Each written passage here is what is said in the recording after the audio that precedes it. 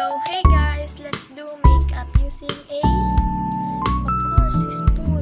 So, first, video ko pa lang to, kaya magsasabak tayo sa challenge gamit ang kutsara. Actually, hindi pa naman ako masyadong marunong mag-makeup.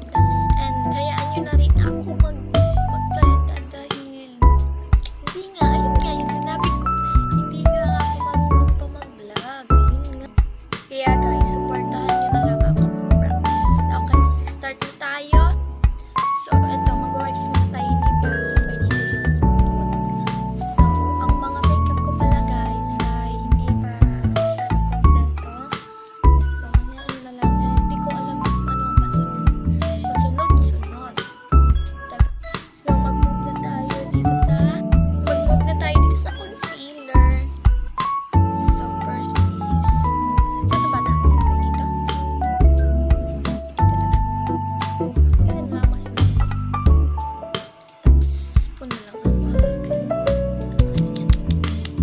Tapos, mag-suggest lang kayo guys kung ano pa ang papagawa ng challenge sa akin. Hindi ko yan actress syempre.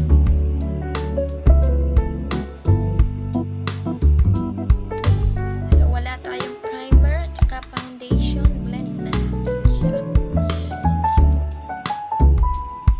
Mukhang hirap.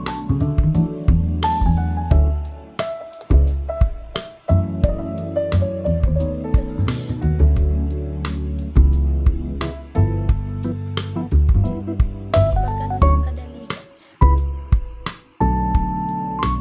Wala tayong foundation kaya ito lang gagamitin natin.